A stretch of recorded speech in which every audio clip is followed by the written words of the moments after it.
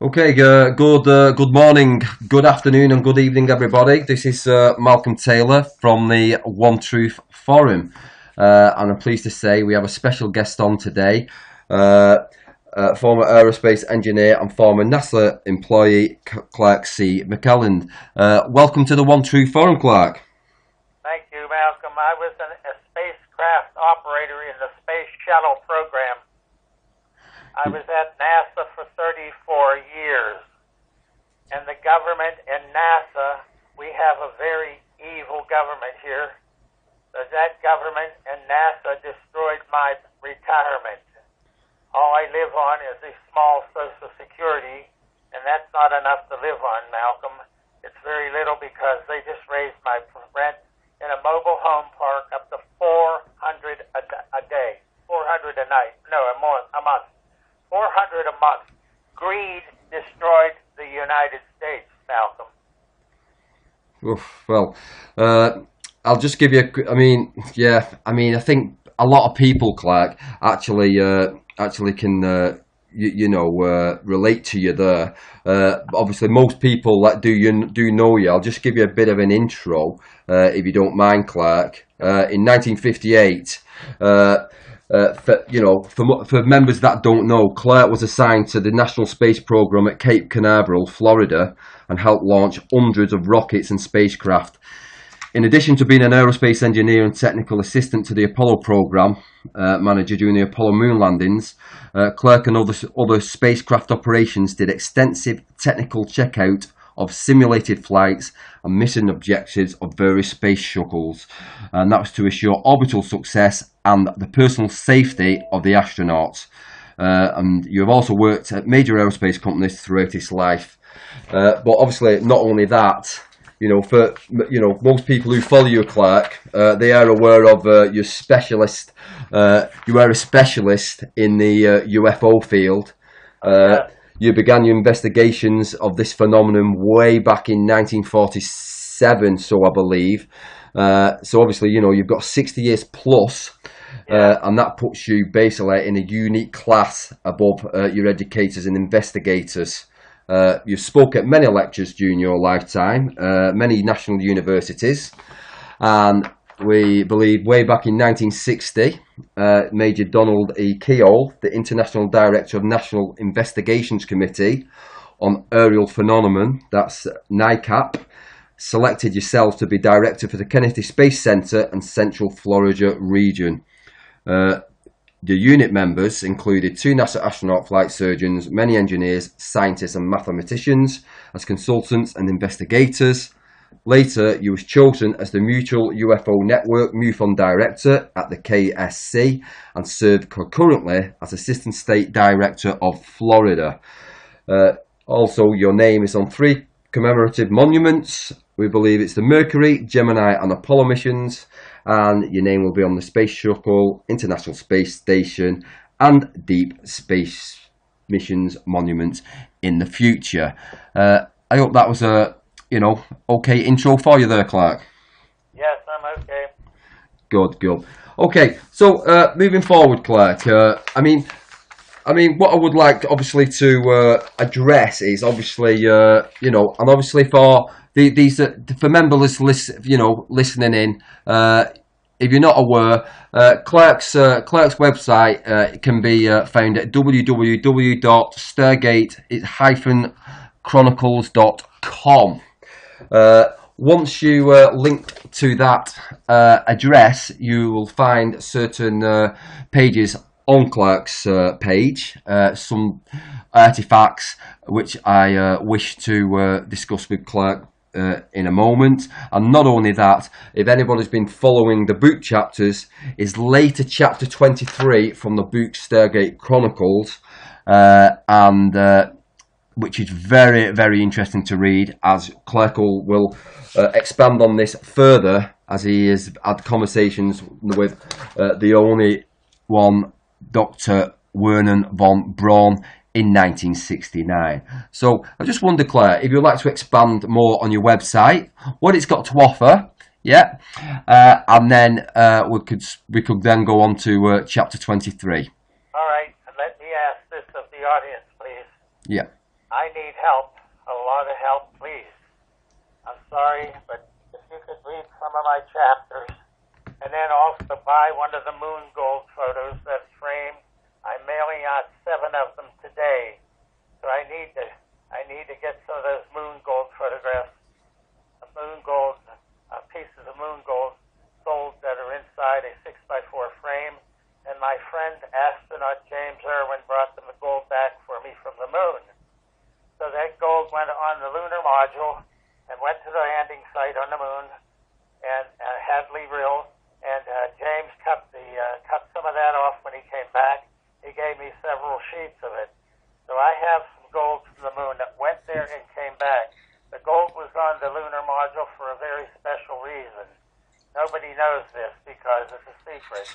We had a chemical compound mixed in with that gold where it was wrapped around the lunar module as they went to the moon, and that there protected them from the radiation that's in the ring around the Earth. They flew the moon safely then and then came back. Now here's another secret nobody knows. All 6 landing sites that we had, and I'm going to have this on chapter 34, all 6 landing sites that were chosen, we knew beforehand, before we launched these people to the moon, they all were covered with helium-3, H3. That's an element that everybody's going to strive to try to get to the moon and collect. When our NASA space program ended with Obama stopping it, and he visited the Space Center when he did that, the lousy SOB, he canceled NASA. Oh, of course, we have a few shots now and then, like the recent one, but that's only 1 or 2 a year. We used to have 6 or 7 shuttle missions. The 3 shuttles that he canceled that are now in museums would have been able to fly many more years. I know because I was in them and I checked them out. So the last 2 that were built could have flown for a lot more years. And Discovery, that was one of the first 3 that was made, that would have probably had to be retired sooner or later, but not by Obama. Obama destroyed the NASA space program.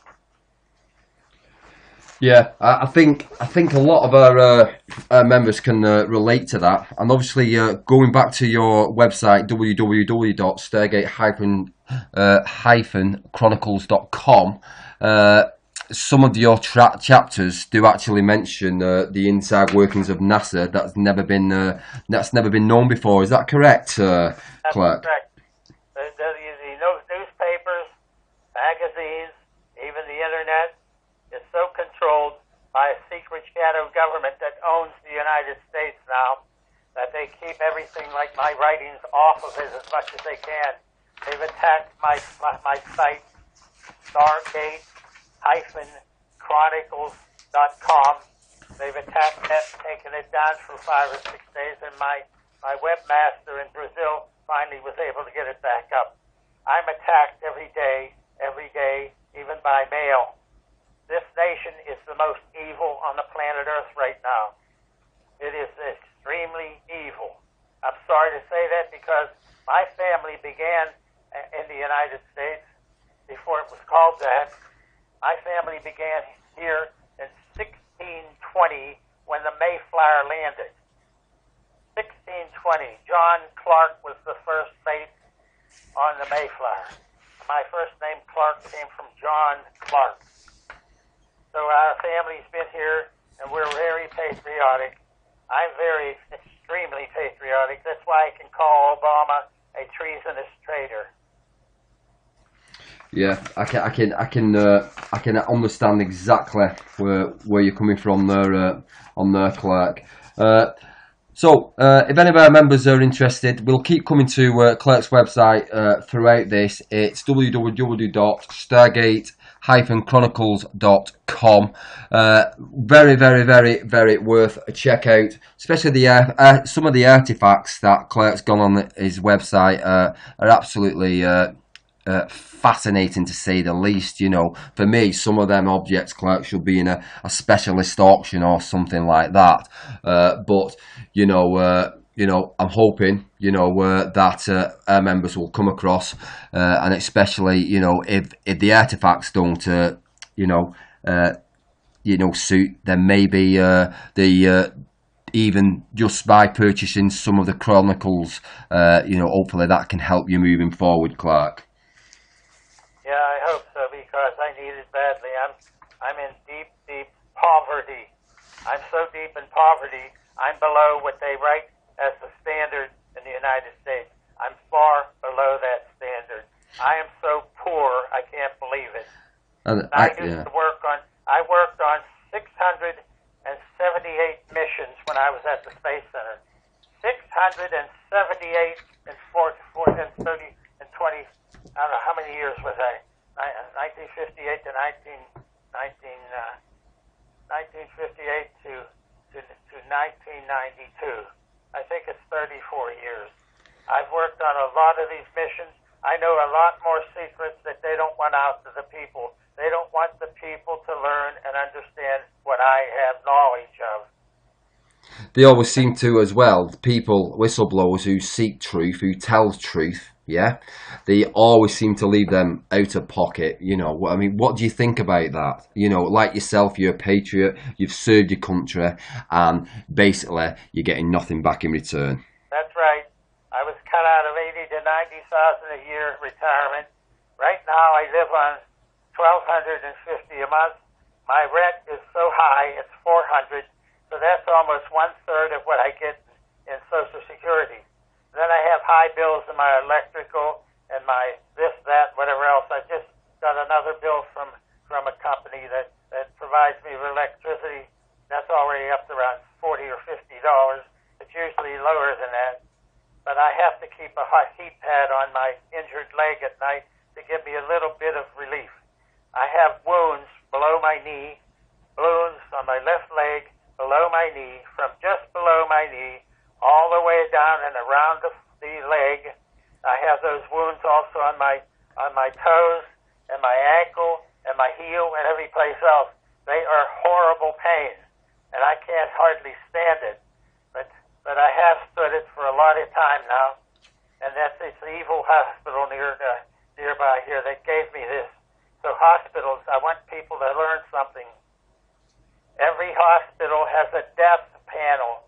Death, D-E-A-T-H, a death panel. The death panels are there to take out older people like me, 80 years old, because we're not contributing to the tax base any longer.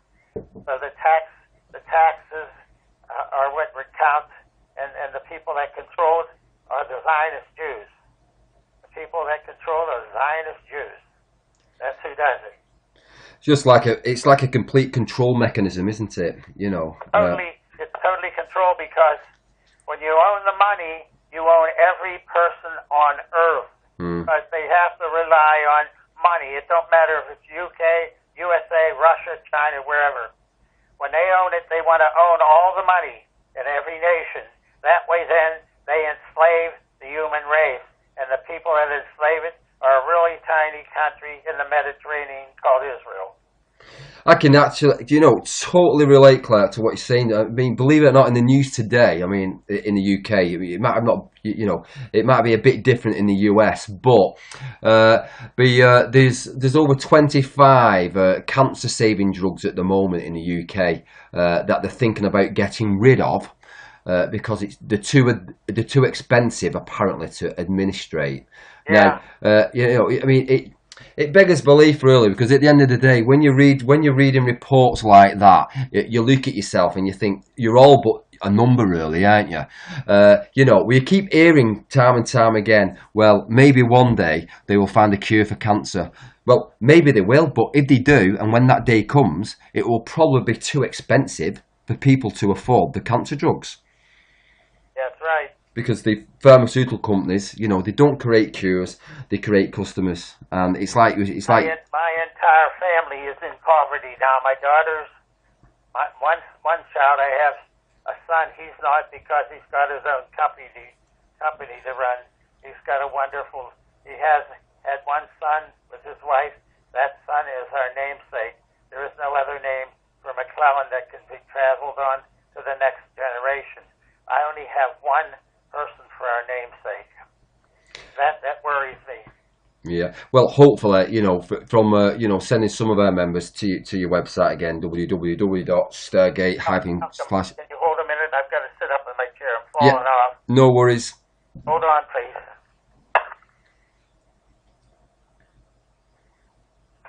Okay, I'm back. Okay. I'm off the chair again. Yeah, so we'll just mention your website again, which is www.stargate-chronicles.com, and obviously the products on there are artifacts. I mean, I've had a look at them myself, amazing. The latest book chapters, first of all, I would like to expand on that with you very shortly, Claire. There's actually jewellery on there and some amazing space memorabilia. So I would just like to mention, if any of our members are interested on that, then please do check Clark's website out. There will also be a link for our members to your website, Clark, but I will also obviously be sending you a copy of this interview as soon as we finish. I appreciate I'd just like to expand, Clark, if you don't mind, on the latest chapter of the Stargate Chronicles, chapter 23, obviously, Wernher von Braun, what an amazing man he was. He was German-American aerospace engineer and space architect. He was one of the leading figures in the development of rocket technology in Germany during World War II. And subsequently, in the United States, is considered one of the fathers of rocket science. You probably agree with me there, Clark. Of course, he helped us create the Saturn V that took 6 missions to the moon. We had one that went wrong, Apollo 13, but I call that Apollo 13 with the 3 men inside that had a possibility of dying. I say that was our most successful mission to the moon, to bring back 3 astronauts that were in danger of being killed. And we brought them back on Apollo 13. Then Apollo 14 landed on the site that Apollo 13 was supposed to land on. And what I'm saying here now is every site that we've landed on, 6 places up there, we have discovered helium-3, H3. Now what Russia and what China and other countries are aiming at is trying to go to the moon to gather up and try to bring helium-3 back to the Earth. A shuttle load of helium-3 in the payload bay could create energy for the entire planet and every human on Earth for over a year. That's how powerful H3 is. Wow, unbelievable. I can't help but noticing as well. Obviously, on the chapter 23, obviously you had a conversation with Dr. Wernher von Braun in 1969, Clark. Okay. Can you expand further on that for us, please? In regards to the apparent alien culture with the arrivals here, why they're exploring Earth, etc. Dr. von Braun was a German. I also have German blood in my bloodline, even though my name is Scott Irish. Okay. Mm-hmm. I have some German in my bloodline. Dr. von Braun knew exactly that we had visitations to the Earth by the race that's on the planet circling Aldebaran. Aldebaran's far away, many light years, but they are so advanced in technology that they flew to the planet Earth and were helping the German army in Second World War. So the Aryans are the actual they're the actual race of the Germans on this planet. So I have some Aryan blood in me, Scott-Irish blood. They're both fighting races. So. All right. So the Germans are actually an ET species from the Aryan planet. Is that correct? From the Aldebaran. Sorry, yeah. The planet that's circling Aldebaran, and that planet's very large because when they travel here, I'm sorry. I got hit with a bad pain in my left leg. Okay. Hold on, please. Okay. Okay. It's okay. It's starting to get better now. Are you okay? Okay. Here that goes. What was I saying? Yeah, we're talking about the Germans and the race, the planet that they came from. The Aryans came here. They came here prior to the Second World War. Right. So basically, that's why. Then is that why they were so advanced with the war weapons? That's the reason. They were the first to have a jet aircraft. They were the first to have these huge tanks that blew our tanks off the face of the earth. My father was a tank commander. If he had not removed his crew and himself out of that tank to take a rest in a forest area, a big, huge German Tiger tank came out and blew the entire hood and top off my dad's tank. One shot, boom. They would have all been dead inside. Wow. So they had technology far beyond what anybody knows, and I learned a lot about it. And some of that when the object fell in Kecksburg, it was a failed mission by the Russians, and the vehicle they flew there was created by the Germans in World War II. At the end of World War II, a German general of the SS was given the orders to take that object, an object just like landed in Kecksburg, but it's more advanced. He was told to take it to the United States and take it to Wright-Patterson Air Force Base.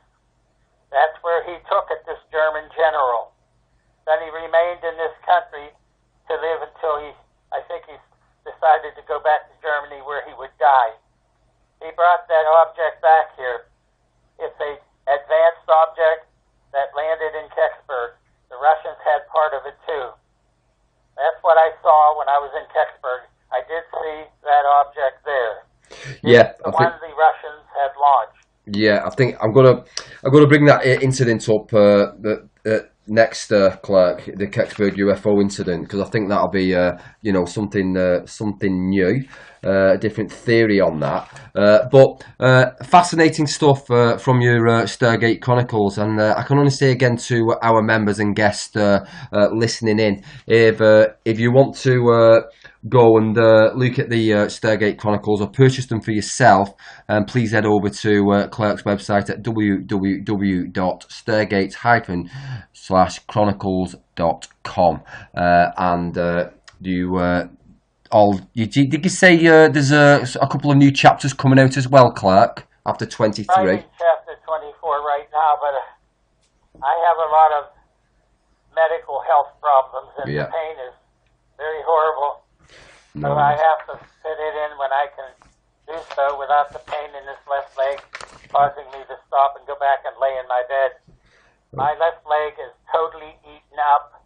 It's raw skin from below the knee all around the leg down, and on the foot, the heel, and all the toes.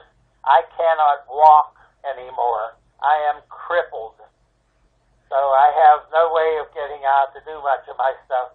I do try, I stress myself to do that, but the pain of this is so horrible, I can't stand it when I'm out during the day. I have to be back here so I can scream into my pillow when it hits me. One doctor told me that the pain I have right now, when it hits its peak, when it's at its topmost, he said he talked to 3 or 4 women, and he made a determination of something, that I have a wound that gives me pain 3 times of what a woman feels at childbirth. So that's pretty bad. It certainly is. I mean, I wouldn't like to go, I can't obviously even contemplate what you're going through. It's horrible. I can't take anything that can help it. I take things I buy off the shelf. I take things that they prescribe to me, and I had 6 doctors in the past year. All of them were prescribing to me pain medicine. All of them failed. All the pain medicine they prescribed to me was $105 a bottle. I cannot afford to buy something that doesn't help me. So I have dropped them off. I have one more new doctor now, so I'll wait and see what happens with him. But if these people can please, that's listening, these people, wherever you are, I'm in horrible, horrible pain. If you can please help buy some chapters of my book from me, that would help me greatly. That little amount of money builds up with a lot of people buying the chapters. And if you would please consider, because it won't be long before I run out of the gold to the moon, if you want to consider buying a 6 by 4 inch frame with James Irwin on the front and a piece of gold on the front and a description of where it went by him and a photo of me in a space shuttle on the back of the frame, that's a wonderful, wonderful thing to have for space history. And it's already worth money. It's 42 years old now. So It certainly is. It's older and older. It's going to go up and up and up in price. That little piece of gold will mean a lot of money to anyone who wants to buy it in the future. So if you would please, if you want to get it by Christmas or just a little after, if you could please buy one on PayPal. Go to PayPal and buy it, please. Look at my website, see what it looks like, and then if you want to buy it, please do that. I need help. I need help badly. If you can help me, please do so. Thank you very much, all you Brits. Definitely, and I'm sure everyone who's listening in, Clark, will head over to your, to your site, and hopefully, maybe put a smile on your face before Christmas. Okay, so what I'd like to do is just move on to the Kecksburg UFO incident, because I believe you was there. So just for.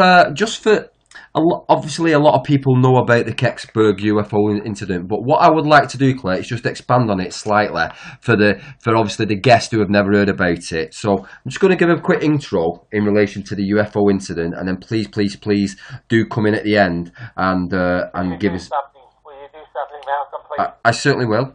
When you're reading the Kecksburg stories, will you tell me what the object that fell there was called? I'm sorry, I'm forgetting. This pain is wiping out my memory somehow. So if you would tell me what that was called. It was an anti-gravity machine that the Germans built. The Russians took part of it to Russia, and then the United States captured an entire unit of it. It was very dangerous, though, with people that worked on it. Yeah, basically, all we know about the Kecksburg UFO incident is apparently this occurred on December the 9th, 1965, at Kecksburg, Pennsylvania, USA. What was stated is that it was a large, brilliant fireball, and it was seen by thousands in at least 6 US states and in Ontario, Canada.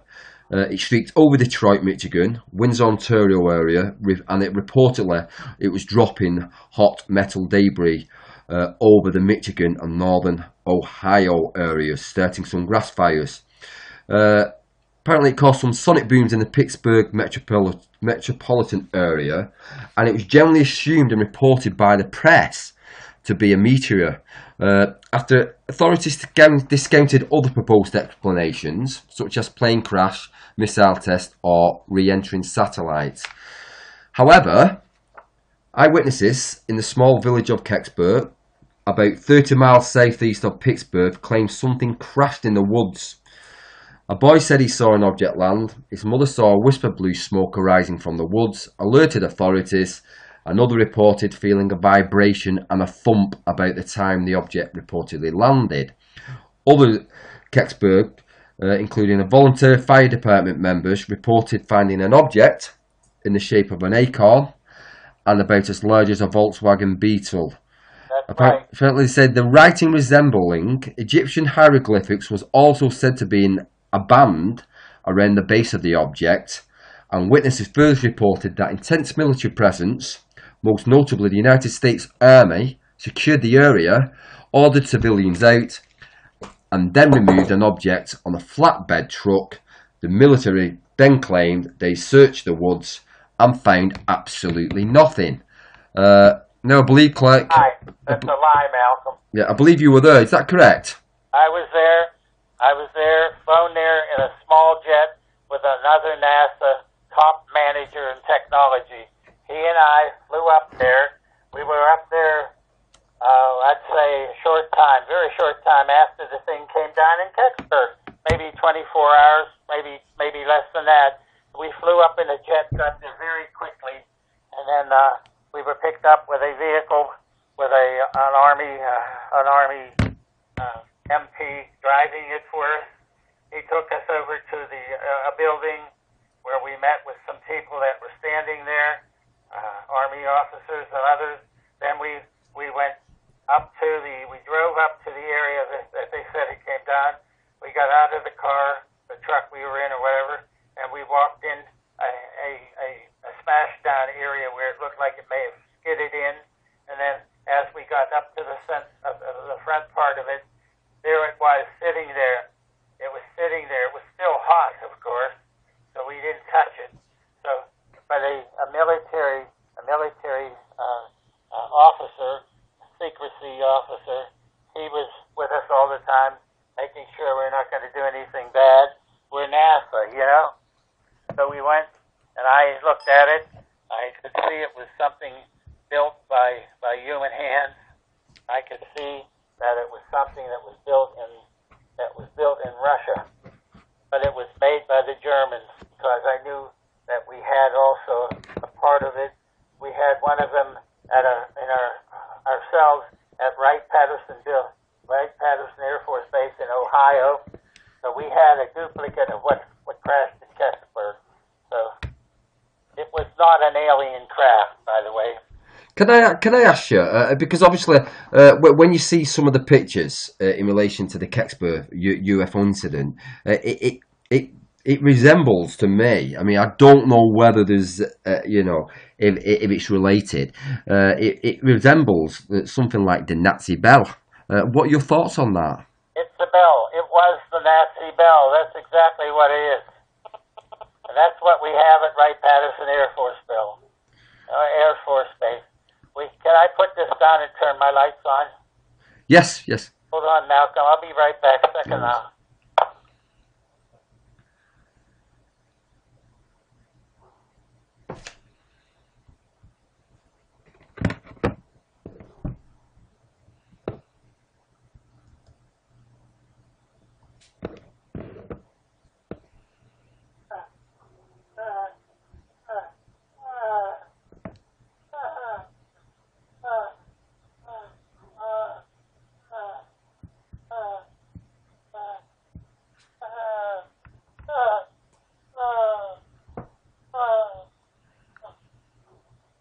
Sorry, when I get up, I have a lot of pain.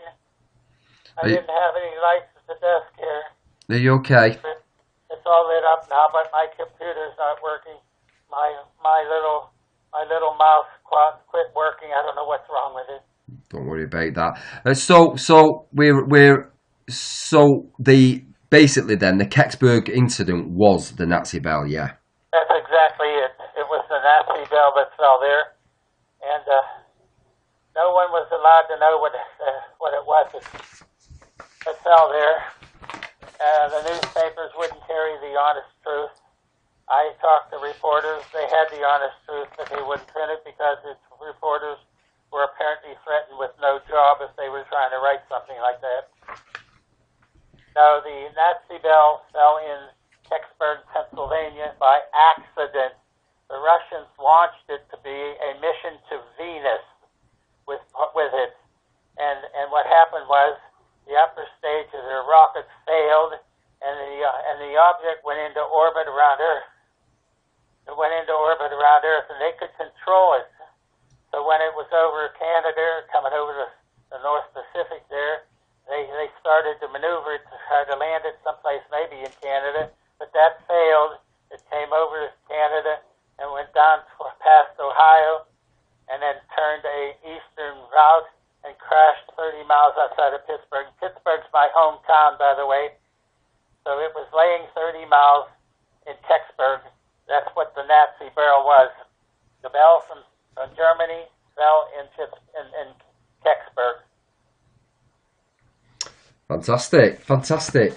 Now what we've got, Clark, we've got quite a few questions for you, if you don't mind. All right, okay. So we'll start off. I mean, some of these you've probably been asked before, But for the newbies out there, these are really good questions. So hopefully we can expand on what's been asked. So these have come from the One Truth members. The first one is someone's asked me to ask you. Do we know? Ask him if he knows any sure ways for us to tell the difference between terrestrial origin sightings and an extraterrestrial one. What do you think about that? I just had a beep in the phone here. I don't know what that was for. They're listening to us. You can know they listen to me. Yeah, well, they're probably listening to me as well. Do you know what I mean? I'll be right back. Okay, no worries.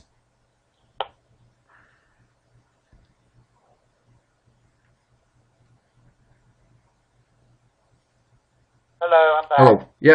Yeah. So. Doctor calling saying I have to go see him someday. Right.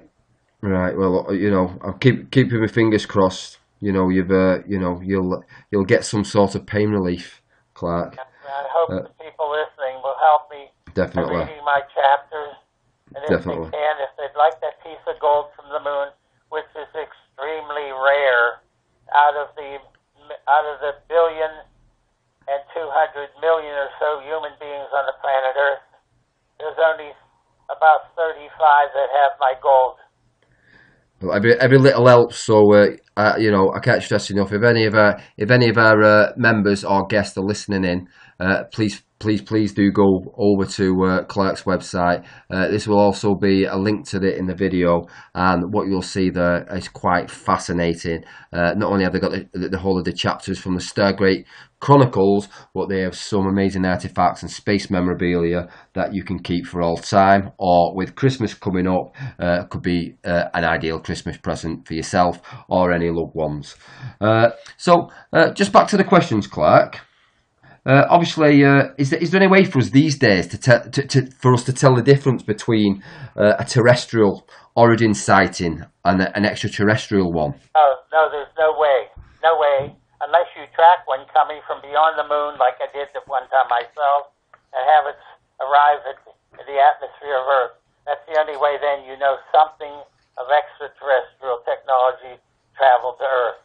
No, there's no way of being able to tell today what is what, because we have captured alien technology and we are flying it ourselves out of what's the base out there. I'm sorry, I'm in a lot of pain. No worries. Okay. What we'll do, we'll move on to the next question for you.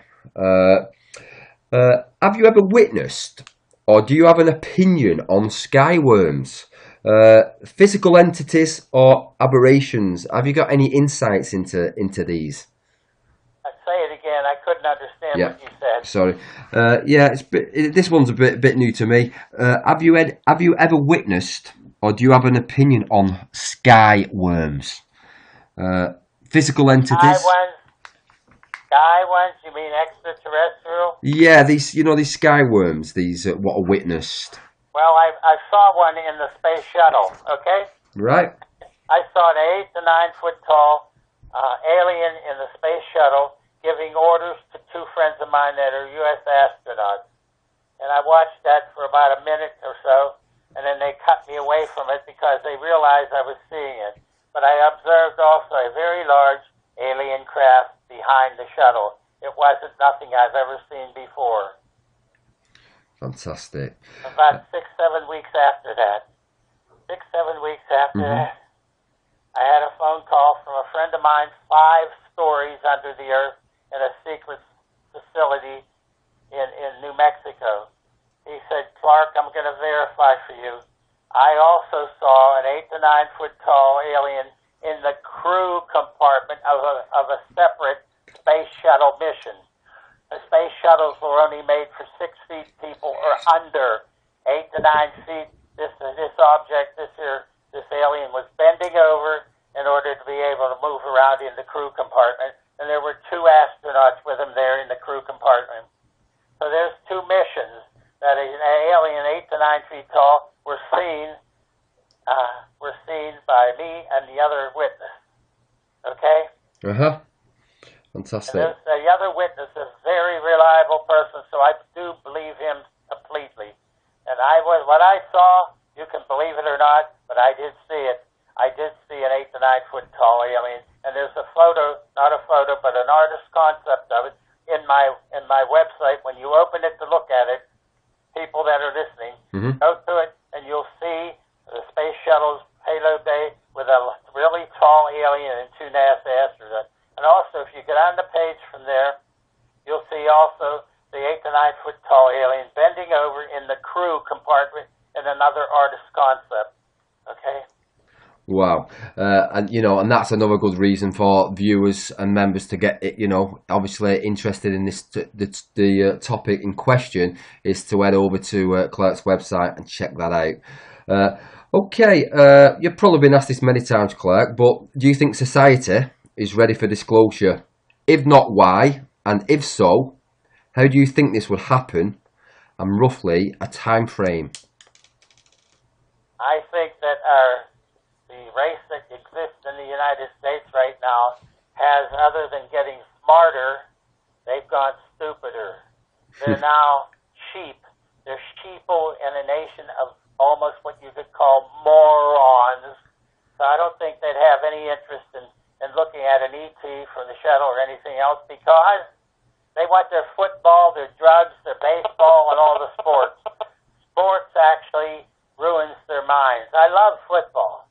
And I think sports can help ruin a lot of minds, because that captures the kids' minds, and all they can talk then is football, baseball, basketball, whatever it is, and they don't think at all about science and ETs from other star systems.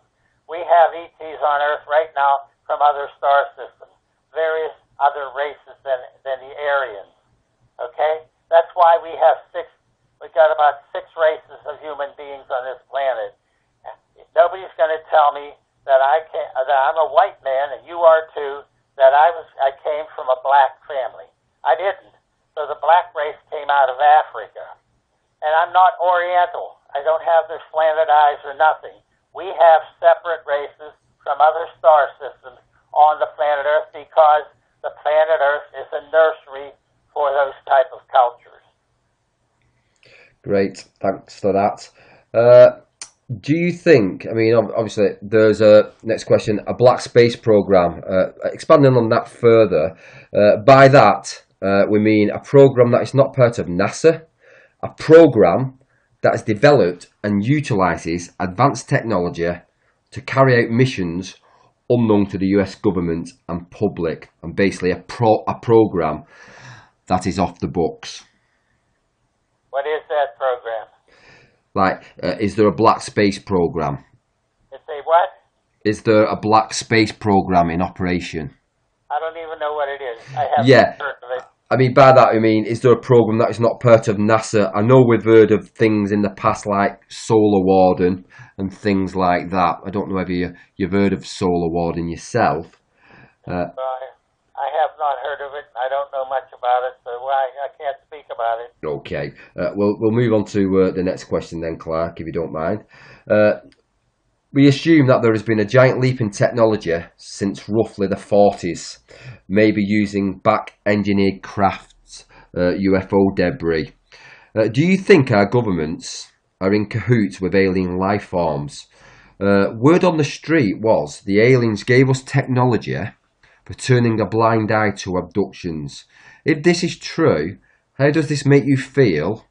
Are the ETs good or bad in your opinion? Well, that's true. What happened there is actually a fact of history, and abductions do happen. Sometimes there's people on Earth that totally disappear and are never found again. That happened to 2 girls here in a forest nearby where I live. They disappeared way back in the 60s. They never found them. They were just swallowed up. Now, where did they get swallowed up? By the Earth? Or were they swallowed up by something that took them away? But you see, females are very, very important. They're able to try then, once they have them captured, to see if they can have them impregnated by their race, to see what type of entity comes out of the woman when it's born. So they do that. They do that a lot. They do that. We have aliens on Earth walking the streets every day. They walk with you. You have no idea who they are. Okay? Is that the reptilians sort of race that walk amongst us as well? I don't know about the reptilian. If I look at a reptilian in the street, I'll know it's a reptilian. Yeah. Most of the American government, I assume. Yeah. No, I think there are aliens in the U.S. government. I think there's aliens in other governments on the Earth, including the UK. And I do believe they are helping to try to see if they can keep the Earth safe from the very evil, warlike human beings. Because we're always on the verge of fighting a nuclear war with Russia or China. That's the bad part of it.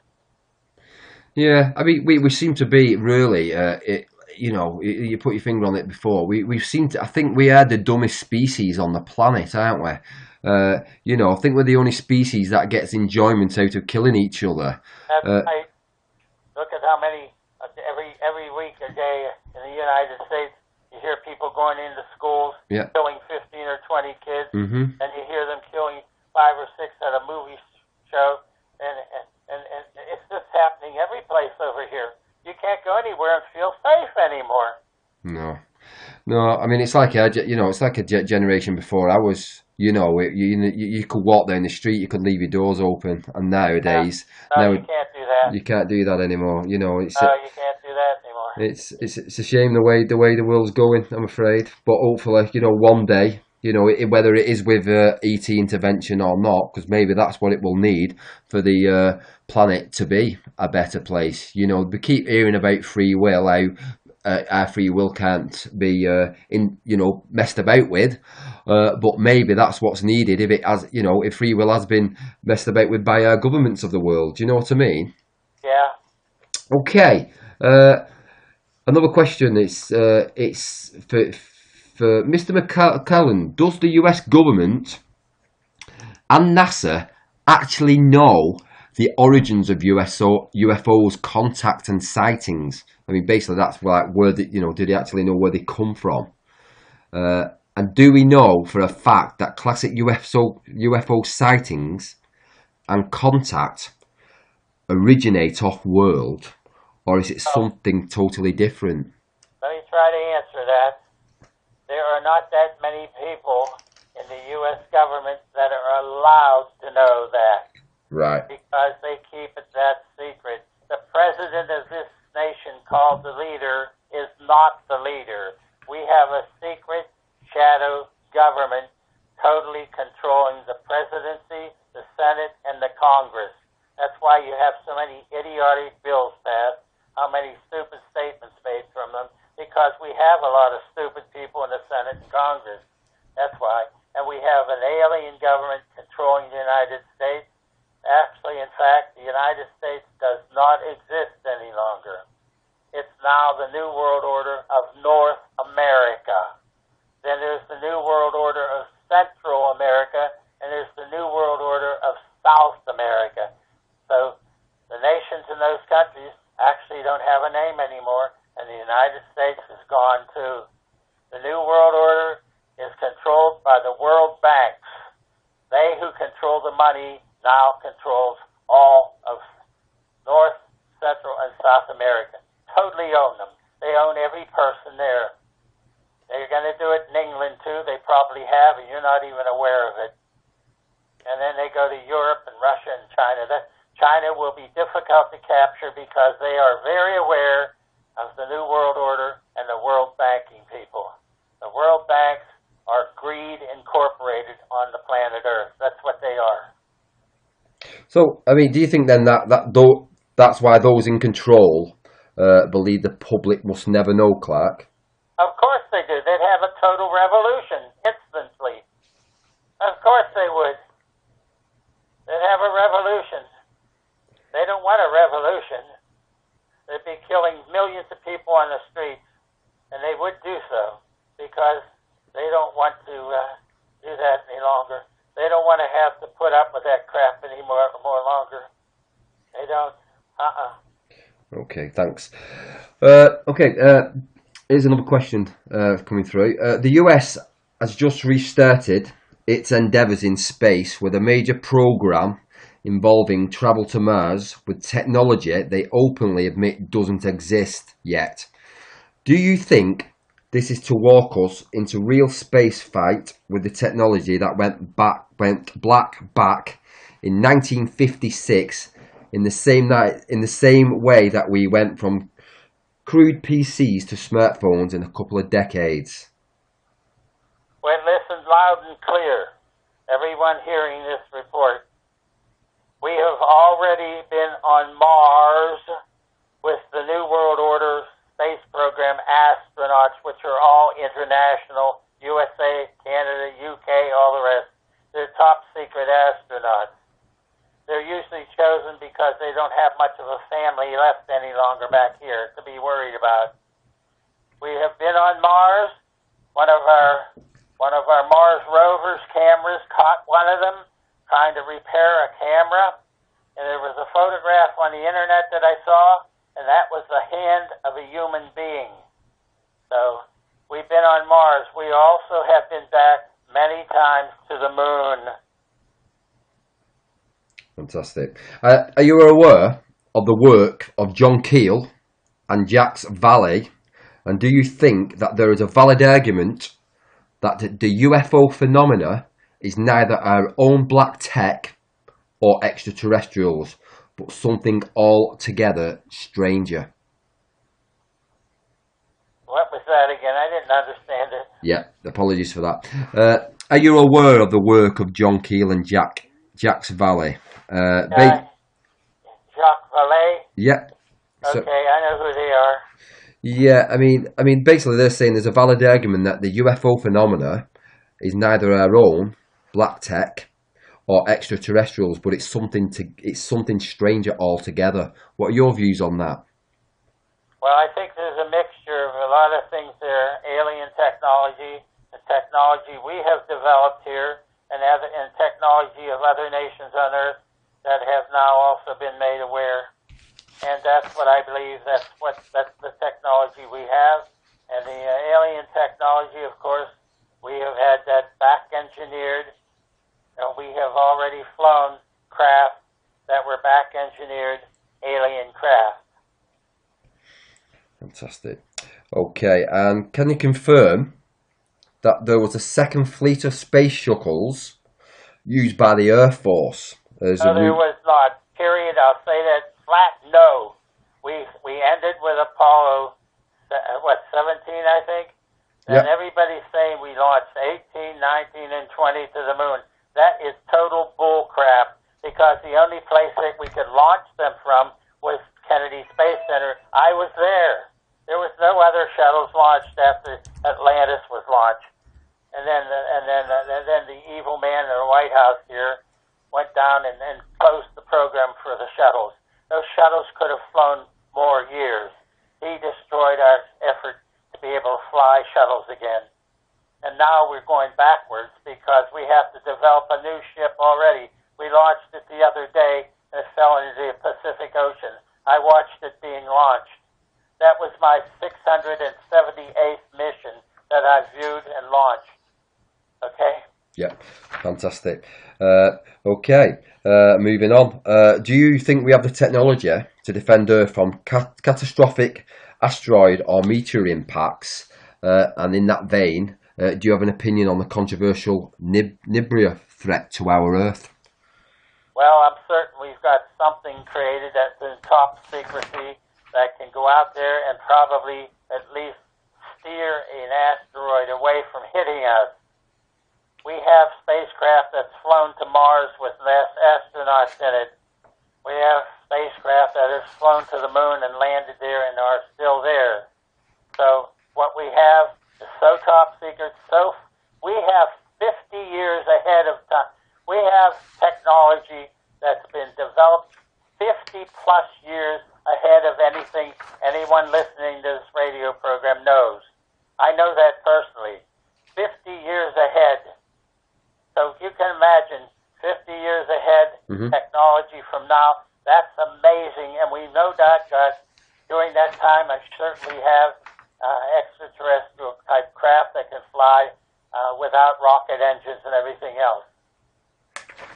Great stuff. Okay, obviously there's been many rumours surrounding why we never returned to the moon, Clark. Many rumours abound. What is your opinion on why we never returned to the moon, or have we? I was there for all our missions to the moon. I had to report what I was seeing to the Apollo program manager, Admiral Roderick Middleton. I knew exactly what was launched there. I knew the astronauts that flew there. I spoke to them while they were there and coming back. They were on the moon. Someone that doesn't want to believe that, well, they can go to hell. But I was there and I saw it. We had 6 missions to the moon. 1 failed, but we landed 6 on 6 different flights, 6 different sites. They were landed on sites of helium-3. Very, very important element that we must gather. We must scoop it up, bring it back to Earth. 1 load of the space shuttle can't fly to the moon.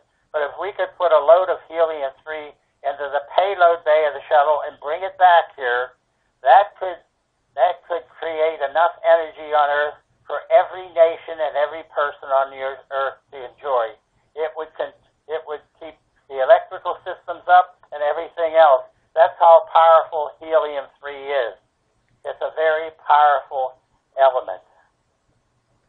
Fantastic. Okay, you've probably been asked this question before. A couple of questions coming from a member. Was President Kennedy assassinated because of his intention to disclose information about the UFO agenda? Not Ted Kennedy.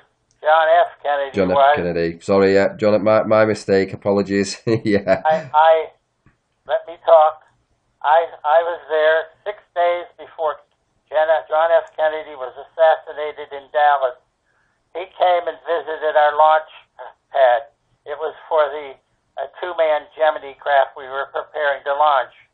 He was there talking with the astronaut crew that was going to fly, with the engineers and the managers and all that. He walked up to me. He said, he looked at my badge. He said he loves Irish people. He said, you have an Irish name. I said, yes, sir. He said he had something in his pocket. He reached in, grabbed it, and with a clenched fist, he handed it to me. I clenched my fist and I put it in my pocket of my coveralls. Then he said goodbye. I said, sir, will you be careful going down to the southwest of the United States, because there's a lot of angry people against you there. He said, Clark, it's only politics. 6 days later, he proved what it was. It was politics. It was assassination. That's what it was. Thank you.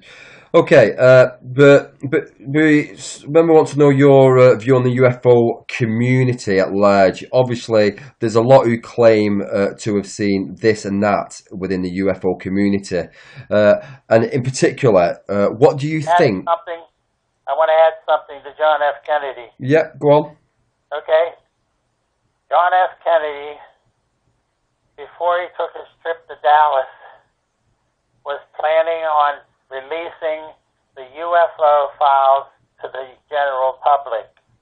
He had that written up, and it was passed on to a higher authority, not his higher than him, but a higher authority in his staff.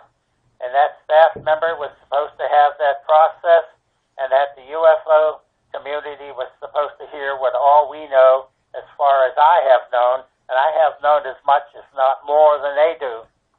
So he did that. In my opinion, I think that helped very much to have him assassinated. That, I think, was one of the points of why he was assassinated. He was going to release the UFO files from the United States government to the public. I think that was one of the major things that had him killed.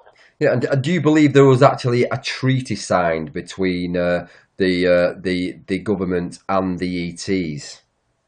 I've heard that a couple times, but I can't really prove it with any statements of my own knowledge. But I've heard it from various other people that were very, very reliable, They were military and scientific people. So I wouldn't doubt at all, especially in Germany, where I'm certain they signed some type of treaty to be helped in their World War II war machines by the Aldebarans. The people from Aldebaran are the Aryans from there, and they were helping Germany. They helped them create the first jet plane and large, huge tanks and various other things like that. So they helped Germany a lot. And then our own technology caught up and due to the fact that we have overwhelming, powerful money in banks, we were able to bring them down. Hitler then flew with his wife. He didn't fly. He entered a submarine, a very advanced submarine, with Ava, his wife, and he went from the North Sea all the way down to the Antarctica, the continent of Antarctica. They built him a Shangri-La down there. They built him actually like a castle under the ice, inside the stone continent that it is. There's this ice is on the continent of Antarctica. He was down there for a while. Ava died, and then he was moved over. He moved over to Argentina and one or two other countries there, and then he died. There's a monument for him in the place that he died. And I had a friend of mine, a scientist, J. Manson Valentine, PhD, Yale, 1929. He was there. He was at the entrance of where Hitler was where his memorial was, on a mountain area, and German guards stopped him and said, "Halt! No, you cannot go there." So something was beyond that point. And my friend, J. Manson Valentine, who has now died, he was an excellent scientist, J. Manson, and he wasn't able to go into there. And he told me himself, I do believe the monument to Hitler was in there, and his body is stored in there. So that's what I was told. Thanks for that, Clark. Okay, what's your view on the UFO community at large? Do you think Dr. Stephen Greer, Richard Nolan, and Carol Roslin are authentic? Richard, what's his name? Yeah, Dr. Stephen Greer. Who's the second one? Richard Nolan. Yeah, Richard Nolan and I have been friendly in the past. Recently, he wrote me an email. I wrote him one back, and I said, "You're taking a chance writing to me." That was the last time I heard from him, because he knows that the government is on my butt and on my back all the day. So he didn't want to get cut out of publishing books. Yeah. I cannot publish a book. I almost had one. I thought being able to publish in Hong Kong.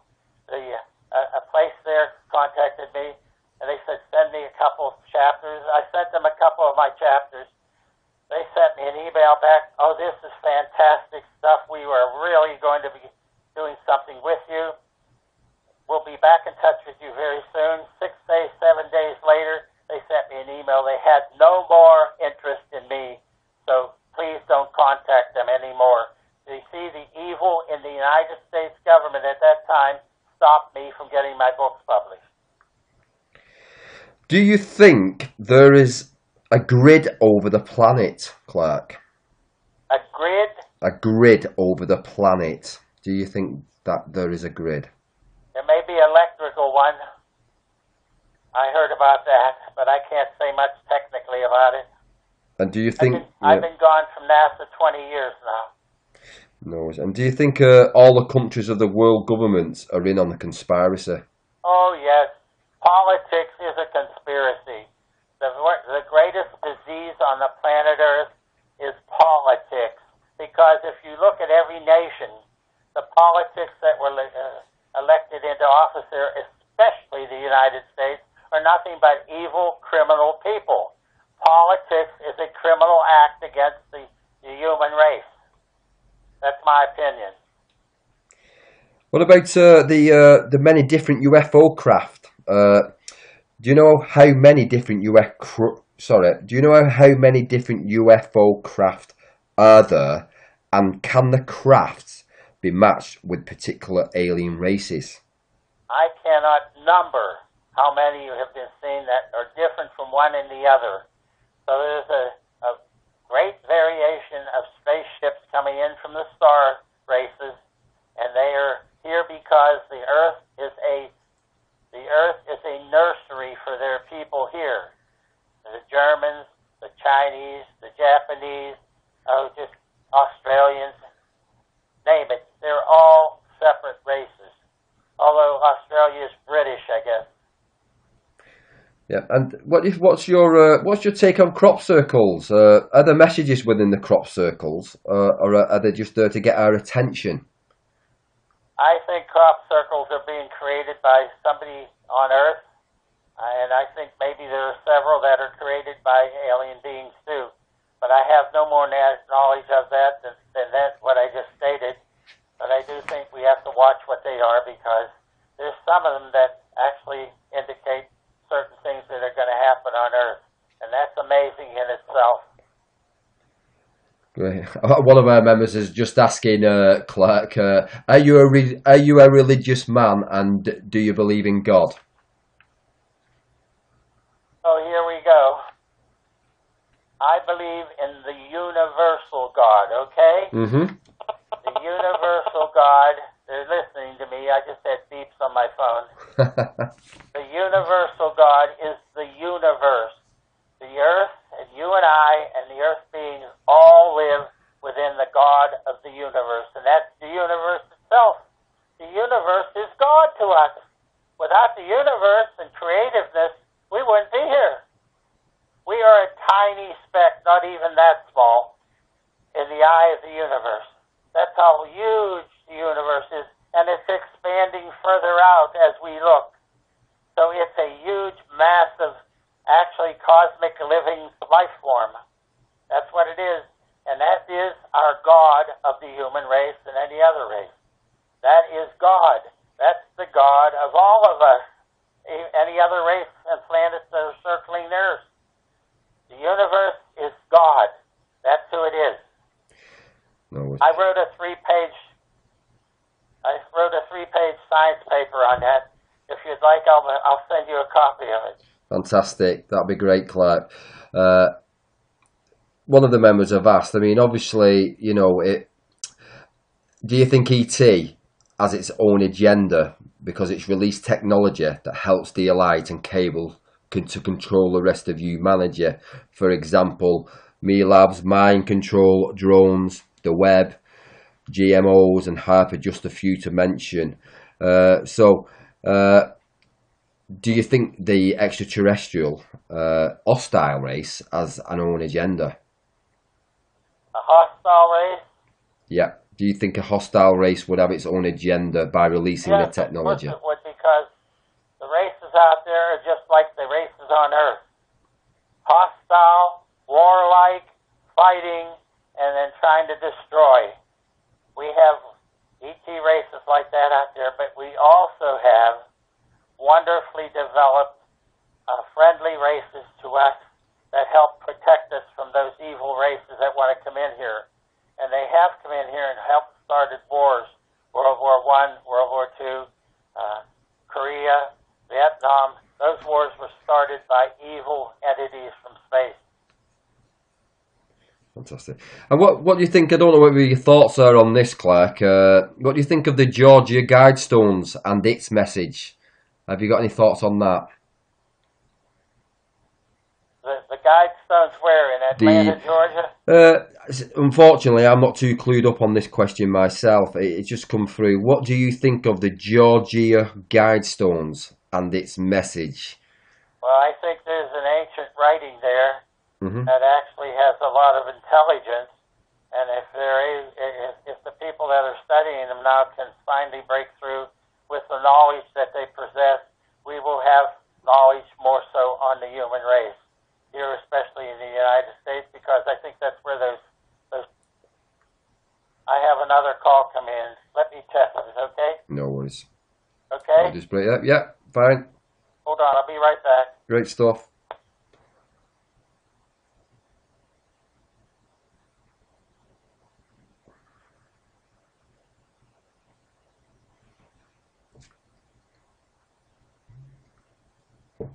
Hello. Hello, Clark. You all right?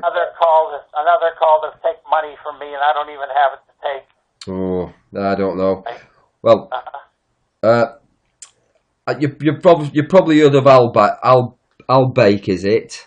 Beik. This Albeik talks of a colony base on Mars, Stargates and craft that have transported humans there. What are your thoughts on that? Of course we have men on Mars. I mentioned that earlier. The New World Order has their own astronaut corps now. They destroyed the NASA astronaut corps, but some of the astronauts that were there went over to the New World Order astronaut corps, and that's what it is. What name it is and whatever, I haven't been able to find out, but that's what it is. The New World Order is owned by the banks of Earth. The banks of Earth, the people that control the money, okay? Let me read something to you. Let me read it to all of you.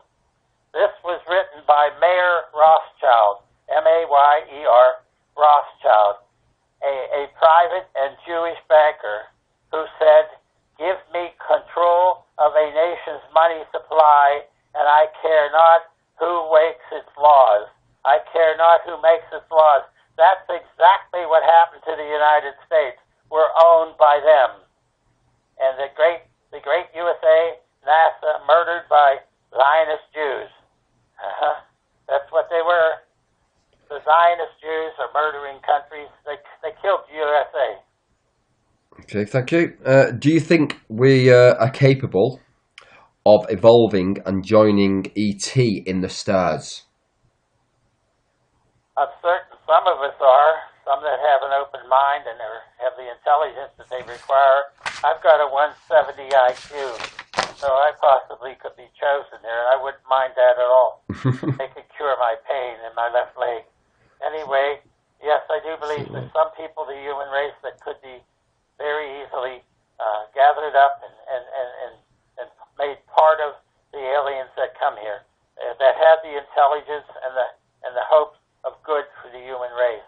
That's what I say. But you have to be very, very careful, because they're sharp people and they can deceive the human race. Okay. What percentage would you say from the ranks of the military and insiders who have spent their working lives in these ranks are genuine whistleblowers like yourselves versus continued propaganda pushers and keeping the masses confused and in the dark? There are many that do that because they rely on their retirement of a general and admiral and whatever else, colonels, majors, whatever it might be. My retirement would have been a happy thing for me to have right now. I could use it with my health and everything else. But they destroyed that because of the knowledge I have. Now, people listening to me may not want to believe what I've said. That's okay. That's very okay. Because a lot of what I've said is kind of crazy sounding to a lot of people because they've never heard it before. But I'm telling you from my heart and mind, I told you the truth, what I know. And I know it's 80 years of life on this planet. I was with the space program here from 1958 to 1992, 34 years. I should have had the 80 to 90,000 a year retirement fee. They destroyed that because of the knowledge I have. They're trying to kill me, actually. They wanted me to go to the hospital and have my leg off. If I go to the hospital and have my leg off, listen to this, everybody that's old. There are death panels at every hospital. Death panels. They choose the elderly that come in there. If they're not paying well enough into the hospital's financial area, like I don't have a health program. All I have is Medicare. If I go to a hospital, the moment I walk in that door, I'm dead. I'm on the top of their death panel. I don't know. Okay. And what are your thoughts on the underground bases and the need for such shelters?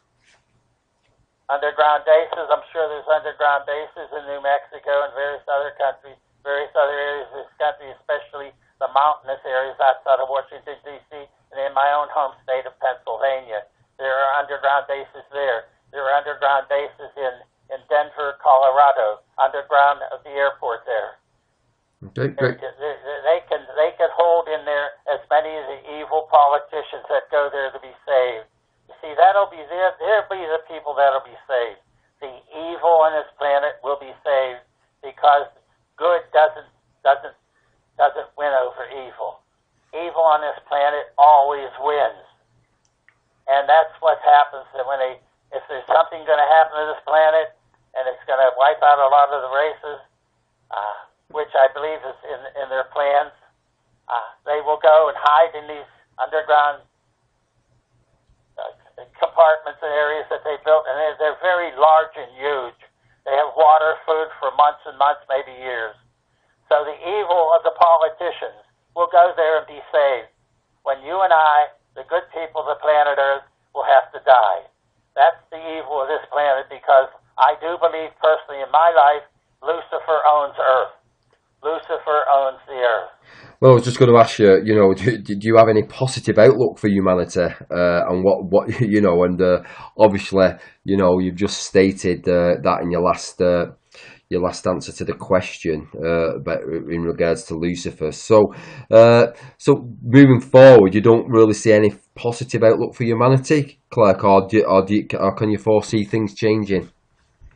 Well, only if we get some good politicians in the office, but I don't foresee that, really. We've got 2 more years with the person that's in the White House here that has done a lot of damage to this country.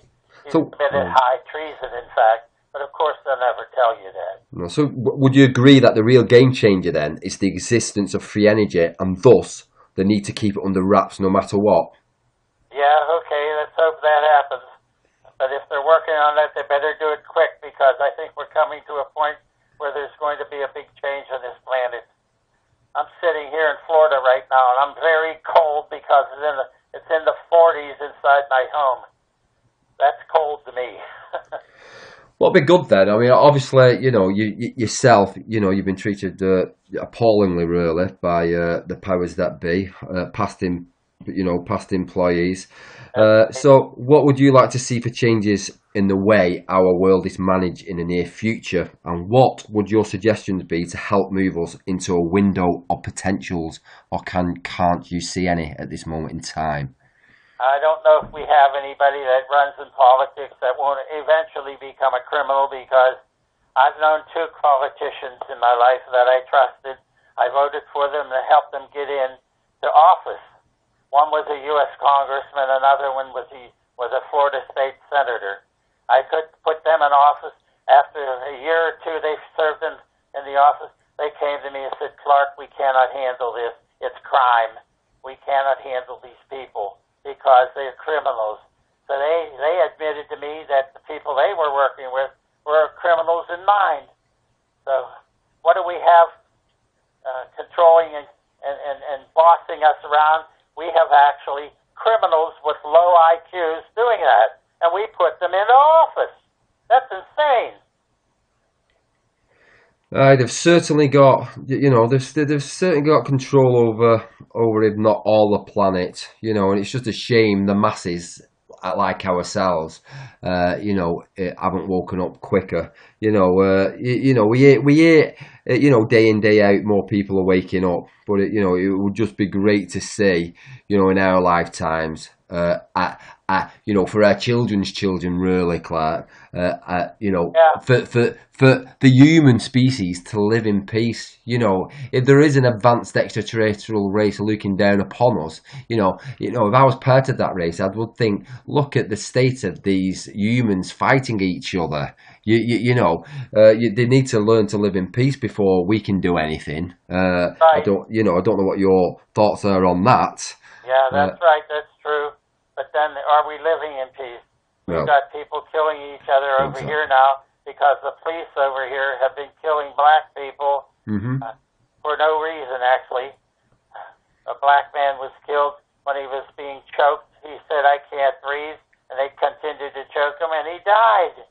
That, to me, is murder. Yeah, it certainly is. It certainly is. It just beggars belief. You just don't know you just don't know what is actually going to happen next, really. You don't have no idea. No. There's a lot of things that are changing every country on Earth now, especially in the USA. I have to refer to it as the USA because nobody will recognize it. As I told them, the New World Order of North America, that's what the USA is now. It's not the United States anymore. It's been destroyed. Okay, Clark, I've got one last question for you. Just come through a bit different. NASA has various programs in alternative propulsion systems, such as ion drives.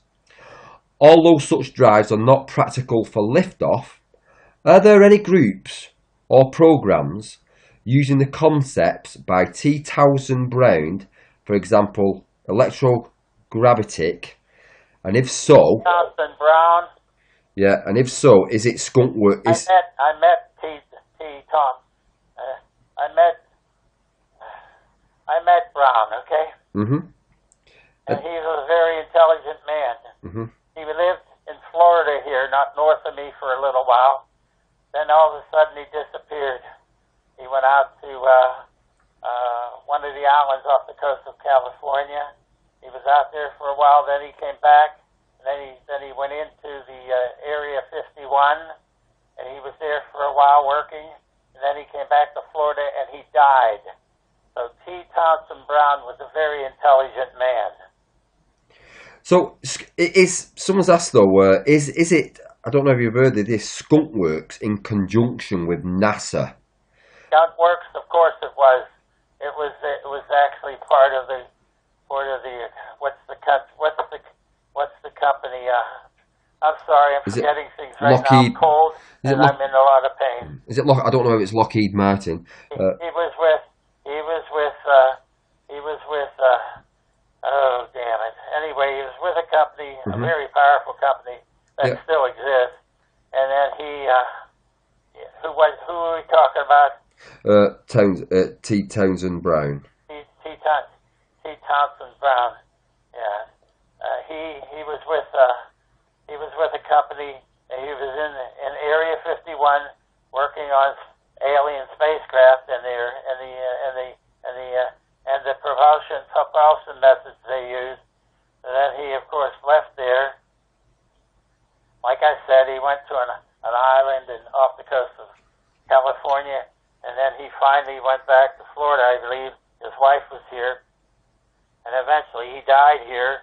I went up to see him one day, but the house was closed off, so I don't know where he's buried. I don't know what happened with his wife or anything else. I've been mixed up with a lot of the famous people on Earth. I have been mixed up with many of the famous people on Earth. And what do you think? What do you think about? There's a lot of saying that NASA was actually a publicity stunt to cover up the real Air Force Space Command that was actually run and controlled by the Air Force. What are your views on that? Well, that's very, very, very close to being possible, because I do believe the Air Force called the shots with the Navy. The U.S. Navy was our major power in space. Space is not the air. Space is an ocean. So admirals controlled the space program. Admirals, not generals. But they discussed things together, just like the Joint Chiefs of Staff. Yes, they did. They controlled everything. The Air Force was everything, everywhere around me when I was doing work at the launch site of the Titan IIs for the Gemini program, and when I was at the launch site for the Apollo Saturn V, Pad 35, out at the VAB area, that large building. They were all over the place out there, and they were in plain clothes too. So I was reported as saying something one day by a plainclothes Air Force person. I had to go in and explain what I said, and I said I'd like to know who that was that reported me. They wouldn't tell me. So we had spies. Okay, in the 60s, we had KGB spies working at Cape Canaveral. KGB, the secret police of Russia. We had them working, agents out there. They were there killing Office of Naval Intelligence agents. I was one of the O&I agents on on the pads out there. A couple of my friends were murdered. I killed a couple of the KGB agents, but NASA will never tell you that. They were killed by, I dropped a huge wrench on one of their heads, and it split their skull open, spread their brains out all over the steel deck. That's how stupid the United States has been to have KGB agents working at Cape Canaveral, our so-called top secret space center. That's how stupid this country's been. And it's all because of politics, that evil disease called politics. Unbelievable. And on that note, Claire, that was the last question. So I just want to, refer our listeners and guests back to your website again, Yes, which would, is please, people listening. no worries. That's www.stargate-trustchronicles.com. Once again, you'll find artifacts, book chapters, the latest book chapters from the Stargate Chronicles, space memorabilia as well. I just want to say it's been an absolute joy interviewing you, Clark. Hope we can do it again one day. And would you like to expand on anything before we go? Yes, that what I said is the truth. I'm in horrible pain now. I am also working towards the day when I die. This pain is killing me. It's horrible pain to have to put up with every day.